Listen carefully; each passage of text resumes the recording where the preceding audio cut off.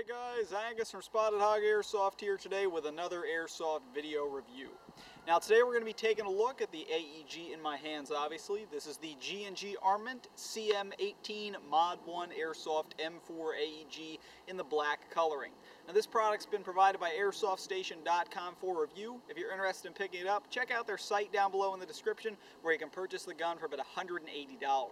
Now with that being said, this is obviously a pretty interesting style of M4, a little bit new to the market, so with that being said, let's get right into the review. Alright, now hopping directly into the review, let's go ahead and cover the gun's external and internal construction. Now if you know anything about G&G, you know CM tends to mean combat machine, and that's their Sportline series of AEGs, and Sportline means a plastic construction. That's exactly what you get here with this combat machine M4. It does have the reinforced ABS plastic construction throughout most of it. There are a couple metal pieces on here, including your flip-up iron sights, the buffer tube for your stock, your charging handle, and all your extremities, including the screws holding the gun together, your fire selector switch, your bolt catch here. All those are constructed of metal. However, the rest of the gun, including your stock, the body, the magazine, the pistol grip, the rail system, it's all made of that ABS plastic. Not necessarily like that's a bad thing. Yes, it isn't as durable as metal, but it's a lot more lightweight, makes the gun much more maneuverable and a lot easier to handle in the field. So the lightweight construction is something to be considered of a plus with the externals. Everything feels incredibly solid though, as I've experienced in the past with G&G CMs, and overall, I do like the externals, especially because of the lightweight ability. Another quick note about the AEG's externals, you do have some pretty nice markings located on the left side of the gun's lower receiver. These are simply painted on and basically advertisements for G&G themselves. As you see, just the combat machine logo there, as well as just a complete AEG series pointing out it's made in Taiwan. These look nice while they're on there, but keep in mind they're just painted on, so eventually after extended use they probably will fade away.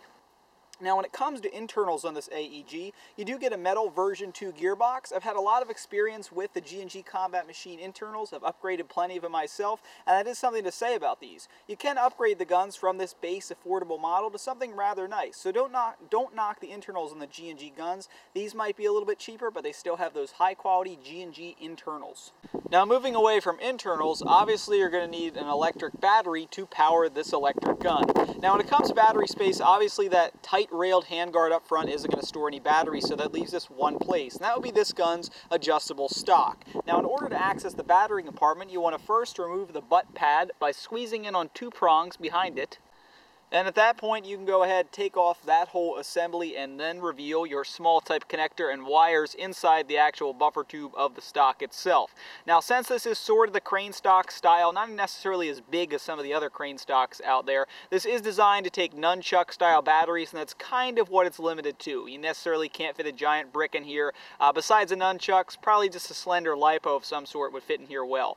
Anyway, you have a small type connector. It's very simple. Simply slide the battery in, and at that point you'd hook up the connectors and replace the butt pad. Batteries installed, very easy installation. Of course, when it comes to crane stock batteries, I'm always quick to give the warning about these pieces located in the front of the stock.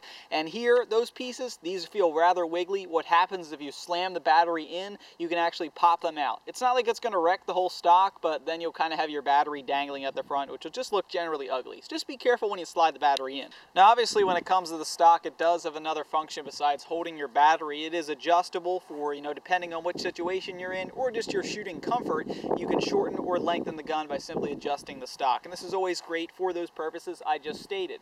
Now as you can see, the stock is currently extended to its longest position out there. Adds quite a bit of length to the AEG when extended. If you wanted to shorten it, simply press in on this paddle piece here and you can slide it forward like so. Now theoretically it should go all the way up to the receiver of the gun. However, something to point out here is if you don't have the wires perfectly adjusted in that tight, thinner stock, as I mentioned earlier, it's not as big as some of the other crane stocks, the wires kind of get in the way and you can't shorten it all the way. It's something that depends on how you have your wires and battery set up, but Now moving onward away from the stock, we come to a pretty standard feature, your gun's fire selector switch, which is your standard M4 dial style and located only on the left side of the gun. It features the standard 3 settings: safe, semi, and full auto. Now the selector switch is pretty crisp, easy to move, doesn't require a huge amount of force, but it's not like it's slipping in between settings. So overall, great quality selector switch. Now when it comes to the AEG's magazine, obviously since this is an M4 style gun, it takes M4 mags, and you do get one when you purchase the AEG. In order to eject the mag, simply press in on the mag release located on the right side of the gun and pull it out like so. Now the included magazine that you get with this combat machine is a 120 round mid-capacity magazine, meaning there's no winding whatsoever at the bottom. This magazine is decorated rather nicely with all sorts of G&G logos all over it, and it works very simply. Since it's a mid-cap, no winding as I stated, simply fill it up with 120 rounds up top. And the spring inside is very long, so when I say 120, you will get every last round out of this magazine. 120 shots. Feeds great too. Now when it comes down to the M4's iron sights, they are flip up, currently in the flip down position, but if you were to flip them up, this is then how they would appear. Now your rear sight is adjustable for windage. What you'd simply go ahead and turn is this small gear style dial located on the right side of the sight. It does also have two apertures, the open hole aperture as well as the flip up pinhole aperture. Very simple acquisition, simply flip them in order to change them out. And overall this rear sight's pretty accurate. Simply line it up with your front sight, which is in turn an enclosed sight post that you can adjust whether you wanted to raise it up or lower it down. This is obviously meant to be lined up with your rear sight. Overall, these iron sights are pretty accurate to the gun. Of course, they are removable, so you can go ahead and make use of this gigantic top rail up here. And speaking of rails, we obviously have a whole RAS handguard on this M4 that you can go ahead and use for the addition of accessories, such as maybe a laser flashlight for the side rails, foregrip down in the bottom rail, maybe even a grenade launcher, as this rail is obviously long enough to house that. The point is, you get plenty of rail space on this gun to add those accessories, and customization, in my opinion, is always a plus. Also, let's say you don't have an accessory for a specific rail, don't worry, because these tan rubber rail covers you currently see on the AEG are actually included with the gun. That's a great touch and plus as well, because they certainly do kind of complete the look of the front half of the gun, which in my opinion, without them, is a little bit bare compared to the heavy tan of the rear of the weapon. This M4's charging handle does have a function. When you pull it back, the dust cover drops down, and in turn reveal your hop-up unit, which is that typical old green G&G gear. Now that small gear there, you can obviously turn it in order to raise or lower the amount of hop on the BB that you're firing. It's pretty easily accessible, and it's also pretty easy to turn. You could get a bigger glove in there if you're playing in a winter game in order to adjust it, so no need to worry about that. But how effective is it? Well, let's go ahead and put that to the test. So you heard me go ahead and hinted it there. It's time for the performance test portion of our video. Not only are we going to be chronoing this gun, we're also going to be taking a few shots downrange at a target to test out that hop up that we just looked at. So with that being said, what are we waiting for? Let's get over and chrono this gun. For the chronograph portion of the video, I loaded up with 0.2 gram BBs and also installed a 7.4 volt LiPo battery to test out this AEG. As far as chrono results go, we saw some pretty iffy ones. It seems the hop-up's not exactly that great because we had a little bit of feeding issues in the sense that occasionally the gun didn't fire. When it did fire though, we saw pretty consistent FPS of around 340 feet per second, great for CQB style games. On the 7.4 volt LiPo, rate of fire was respectable at just under 800 rounds a minute, and as far as that translates into rounds per second, about 12.5. So respectable rate of fire, good CQB FPS when the thing actually Alright, so for the shooting test portion of the video, I set up at about 125 feet away, loaded up with 0.25 gram BBs, kept the same 7.4 volt LiPo battery, and adjusted my hop-up for this test. Now here's where we saw some more issues with that hop-up. Just like when we were chronoing the gun, when the gun would misfeed, we had the same issue. BBs wouldn't fire, or two BBs would come out of the barrel at once. However, that being said, when the gun did fire on semi, the accuracy was pretty good. Full auto, we didn't seem to have the feeding issues, and the BBs came into contact with the target.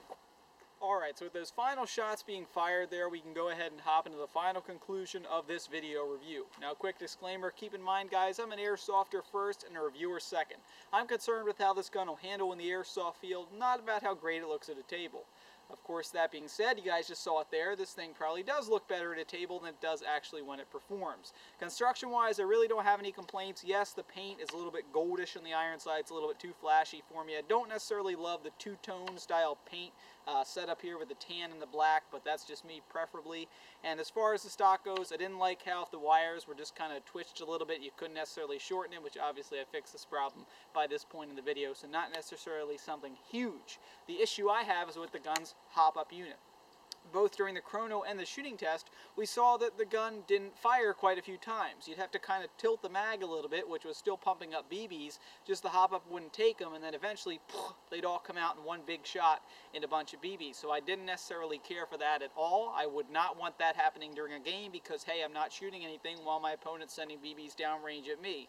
Don't get me wrong, when the gun did fire, especially on full auto where the feeding issues seemed to suddenly disappear, the gun was pretty darn accurate and the FPS was great for something indoor CQB style game. However, when the gun doesn't feed, that's a huge issue, and that is the biggest con about this gun. If you're looking at purchasing it, you better hope maybe this is a dud or something and you don't get one like this, because the hop up and all those feeding issues were absolutely horrendous on this AEG. So that's something to take into account. Otherwise, like I said, it's built very nice. It's got a cool feel to it, a decent look. I don't love the paint job, but the big issue and what kills it is what it's made for. The performance just isn't that great, as we simply saw. So with that being said, guys, this has been Spotted Hog Airsoft's review of the G&G Armament CM18 MOD1 M4 Airsoft AEG. Solid gun, just a poor performance.